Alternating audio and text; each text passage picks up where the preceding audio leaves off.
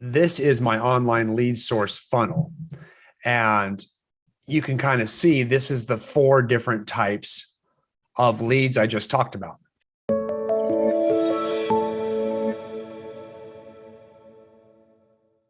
I do want to talk about lead sources because that matters how we convert in a big, big way. So I want to start there. There are different lead sources out there for online leads. And remember, online leads are online leads. Okay. They're not your sphere of influence. That, and Ro will tell you, and everyone on Conversion Monster will tell you, that should be your focus as a real estate agent, is building your sphere of influence. First and foremost, you need to grow a book of business of the people you know. Okay. So if you're trying to make a living off online leads alone, you're going to get real frustrated in the process because the conversion rate is much lower. And you need to be aware and set proper expectations. Even if Conversion Monster knocks it out of the park, it's not going to be the conversion rate you want and expect from your SOI. So that has to happen. There's basically, I would lump 3 very general categories of online lead sources. Okay. Maybe 4. Okay. We'll say Facebook online leads. We'll put that out there first. Online leads on Facebook.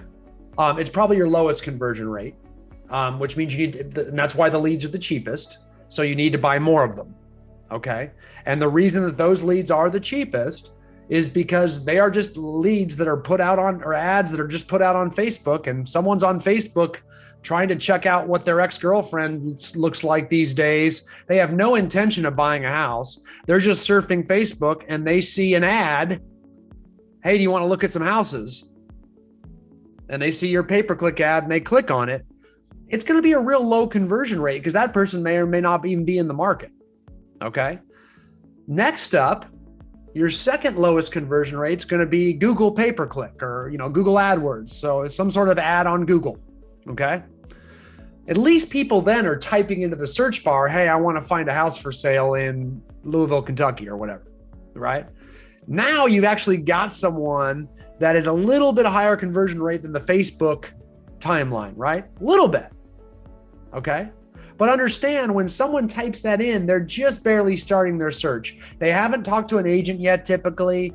I mean, they haven't found out Zillow. They haven't looked at any of that. So they're just starting to look. So they're very early in the process.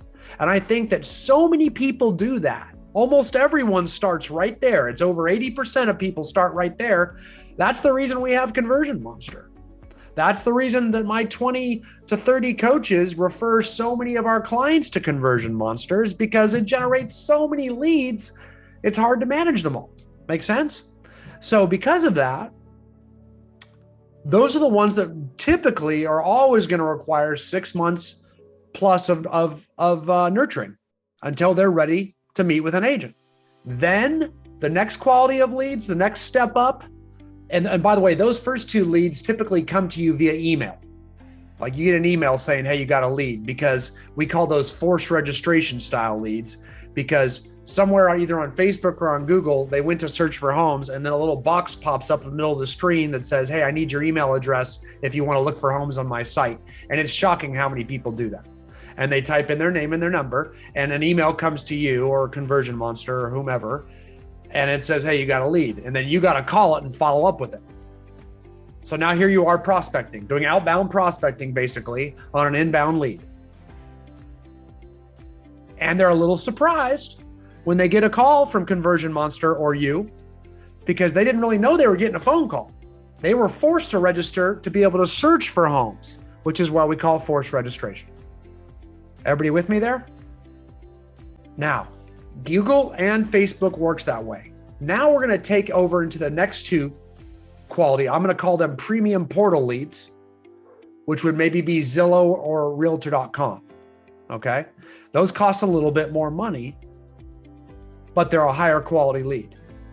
Why are they higher quality? It's because we don't force them to register. People like download the Zillow app on their phone or repeatedly go back to Zillow's website on their desktop, and they search around on Zillow freely, sometimes for months, until they see a house that they're interested in. And then they may want to go see it, or they may have a question about it. So they click on a little button that says, I want to talk to an agent. Then Zillow at least through their Zillow Flex program, if that's operating in your area, voice connects them to you. So a telephone call comes to you or your agents that they better pick up, right? And then it's like a customer service response. Yes, can I help you? This is Brian Icenhower, basically with Zillow. It's a much easier phone call because they expect it. In fact, they ask for it. It feels like customer service. Make sense? So it's a higher conversion rate on Zillow and Realtor.com for that matter. Those are your premium portals. Then there's this new one that Ro and I think, would probably call ourselves pioneers on, which has been Google local service ads. Another voice connect. So if you haven't seen that, type in Google local service ads. I'm not going to spend too much time teaching you all about that, but it's a lead source and it's a new one and it's a great one for listings.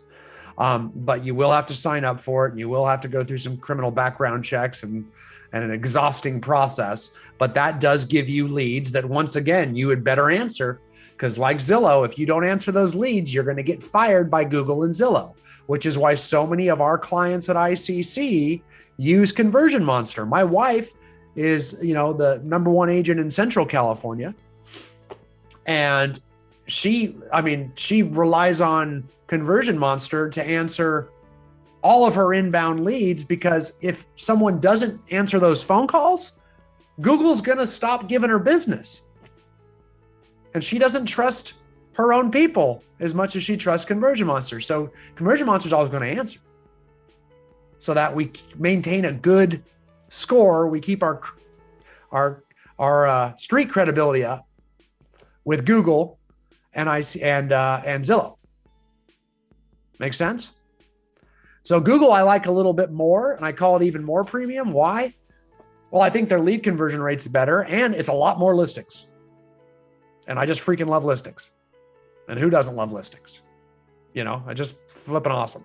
So that's why. And those are both, remember, Zillow, Realtor.com, those premium portals, and Google LSA leads, those are voice connects. So you got to answer.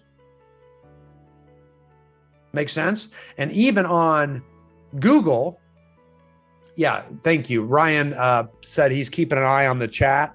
So click on the chat button at the bottom. Thank you, Ryan. And if you have questions and stuff you want to throw out there, I'll either get to them in my 30 minutes, or Ro is going to come on and cover the second half of this and get to them there too. But when Google LSA just came out, a year ago, really, about a year ago. And that's all Ro and I probably talked about for 6 months. It was like trying to figure out our way around it and what's the best practice. And here's what we learned is, it goes off your Google My Business profile. And if you want to get, what you show, your hours of operation, most agents like to show that they're open 24 hours. Well, that means Google's going to send you LSA leads 24 hours. So if you get one at 2 a.m, you better freaking answer it, or you're not going to get any more from Google. Your other alternative is, say you close every day at 5 o'clock or whatever time's good for you. But then you're not going to get any of the leads that happen at 6, 7, and 8. And a lot of them happen at that time. Or you can have someone else answer it for you, which is what my wife did, because I like to see my wife for dinner. Make sense? So that's the idea. So all of a sudden it created this new need. No wonder Conversion Monster's growing so much. Thanks, Google. Thanks for that. The connectivity rates are really important with both with Zillow and Google LSA ads, because if you're not answering your phone, and I think Zillow even has like a customer service score, meaning like, how did you respond? And it's based on connectivity rate primarily. Connectivity rates. Yeah. And the same thing with Google. We noticed it if we, personally, before I even connected with Conversion Monster for my own business, missing a couple of those Google LSA calls, what happens? And you just drop down in those rankings. There's a lot of competition. And so can you touch on the reviews portion of that too? I think everybody gets that, Brian, but just how important it is also with the Google LSA part of it. Yeah. The key there, just like anything, I think, if you go onto Amazon and you're going to buy a, hand sanitizer, you're going to buy the one that the 10,000 other people bought. You know what I mean? And everybody's going to buy that one. Like there could be 7 different listings of hand sanitizer, but the one that 10,000 people have given 5-star reviews to, that's the one you always go to because it's the safest bet, right? And the same thing has always been true with online reviews in real estate. It's very true with Google local service ads. Like our clients that have the most reviews on Google that are running Google local service ads get all the business. So like you really can't be, I mean, you could be maybe number 1, 2, or 3 and you'll get some, but if you're number 1, you're going to get 80% of it. So you have to keep focusing on getting more reviews. You have to do it that's one of the things that our coaches are really pushing our clients on. It's the new currency of the next millennia. It's online reviews. Like that's how you're going to dictate the amount of leads you get online. If you're number 1, Google LSAs are awesome. If you're number 3, you may not like them. You know what I'm saying? It's the rich get richer. It's so important to keep driving those reviews up to increase the amount of Google LSA leads you get. It's very, very, and that's true on Zillow too, really. I mean, that's always been the case on Zillow, but Google LSA is extremely important. Extremely. And I think the point that you touched on just briefly that maybe not everybody heard as well, but is like being number 1 or 2. I mean, those are a lot of come list me leads with Google LSA. I think that's the big difference, right? A lot of these other, Zillow could be a little bit of both, but I think a lot of the other, the portal leads, 90% of it is buyers, right? It's a little bit of the opposite with the Google LSA. We get so like a larger percentage of those Google LSAs are sellers, and they're not only sellers, they're a lot of come list me type sellers. Yeah, that's right. Yeah. Hey, I'm going to share my screen with you. I want to show you something. I think you'll think is pretty cool here. Okay, so if you take a look here, you're going to see this is my online lead source funnel. And you can kind of see this is the 4 different types of leads I just talked about. Facebook, 1% to 2% conversion rate. Google, PPC, forced registration. If you're doing really well, 3 to 5%. I mean, that's doing real well. Again, Facebook's a little further out. Google about 6 months out. Premium portal, this is realtor.com and Zillow, maybe 3 months out. And then we go to Google local service ads. And I'll share this with you guys. I'll put it in the chat room here in a minute so you can just have it. Here's your costs. These are on the low side. They're on the conservative side here, but you can see how the costs go up per lead, except for Google local service ads. And I put Zillow, since most of the country is now switching over to referral-based fees with Zillow through their Flex program. If they have it in your area, they're going to at some point, where you don't pay them per month for leads with Zillow. You pay a referral fee to Zillow when you close, and that becomes very attractive to a lot of people. And boy, it's been a really good program for our clients. It's been a really good program for our clients. That's for darn sure. And you can see it isn't until we get over here. I'm telling you, this is conservative, but I show 50% buyer, 50% seller leads from Google. I really think that's conservative. I think it's probably 60 or 70% seller leads. I just leave it up there to make sure I'm accurate because it sounds too good to be true otherwise. But that's kind of the idea, but breaking down the 4 types of online lead sources. Okay, so there's the idea. So understand, depending on the type of lead that comes through, what I want to make sure I switch gears and talk about is the importance of when Conversion Monster has been nurturing a lead, or if you yourself have been nurturing a lead for a while. Okay, there will come a point in time where you are trying to move them into an in-person appointment. Okay, and that's the key. And there's 2 schools of thought here. My favorite school of thought is try to set a buyer consultation appointment. Don't just hurry up and go show them the house. Zillow will tell you, I want you to just go show the house, because Zillow doesn't really care about you. They just want their closing. You keep going and just showing houses all the time, you're going to exhaust yourself, because a lot of those aren't going to work out. They just wanted access and you became their door opener. Okay. However, there are a lot of people that do that, and they sell a lot of real estate. Their personal lives are suspect because of how often you're doing that. When I coach people, I coach to set a buyer consult, and if they won't do a buyer consult and they demand you show the house first, barring extenuating circumstances, we just let them go. But the point of the matter is we're trying to close to in-person. So it's either an in-person consultation at Starbucks or at your office or wherever you meet people, or you're going to go meet them at the house. And if you do go meet them at the house, your goal when you're showing them that house is to set a buyer consultation appointment somewhere else so you can sit down and plan out their whole attack. So it's not just a one and done house. If you can sit down face to face in person or even on Zoom and plan out a strategy, set them up on a listing alert email search, plan out and try to do a needs analysis and find out what they're looking for in your buyer consultation, you can establish a long-term relationship and they won't come off the hook, and you'll call them a good lead. You will deem them a good lead. If you don't do that, you're going to deem them a bad lead. The lead hasn't changed. You've changed. Understand that. Okay? So that's the important thing to remember here. Now, here's the second thing. When a lead comes out of Conversion Monster, okay, you need to have the proper systems in place to make contact with it. Okay? When a lead comes to you, let's say you don't use Conversion Monster, and a lead comes to you just off the internet, you need to have the proper systems to get in touch with it. If it's forced registration, they're not even expecting a phone call from you. If it's Zillow, they may or may not be.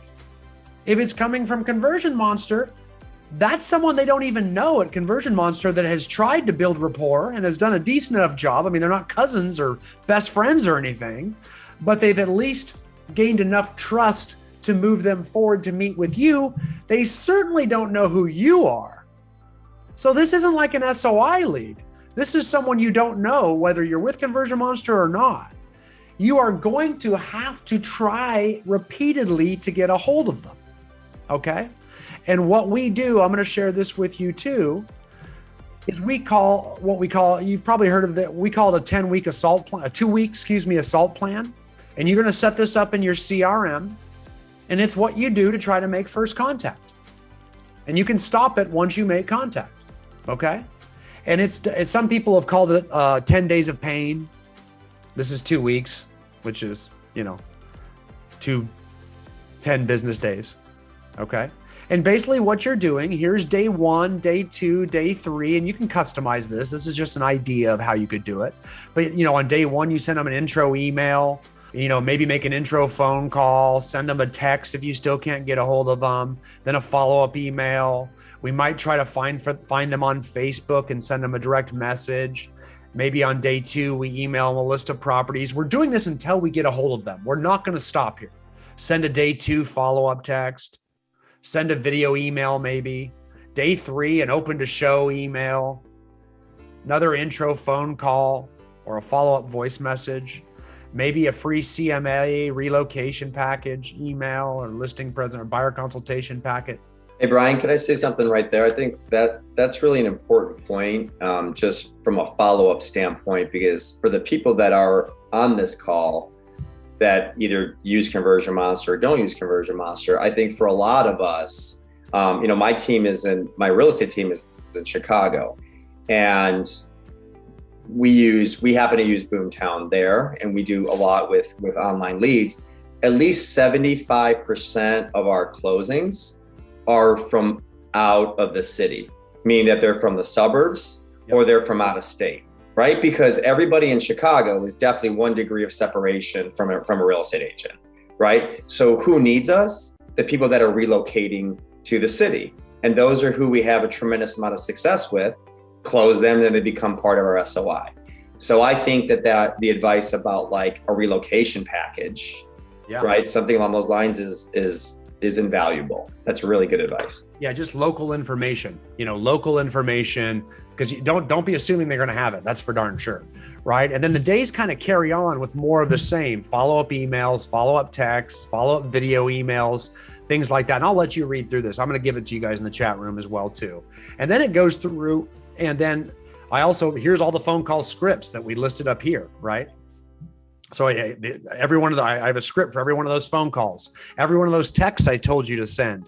Here are the different scripts for each of the texts. The emails, here's the templates for all the emails you're going to send. The video emails, these are some ideas for some video emails you could send to them that I list above. Even what you're going to send to them in your direct messages on Facebook. Okay. So we're going to give you all that just for being on this today. And that's the idea. So guys, here's the deal. With all online leads, when a lead first comes to you, if all you are doing is cherry picking and calling that lead once, you're crazy. Okay. You're only going to get about 20% of the available business that online leads give you. 75% plus of the closings are going to come in the follow-up.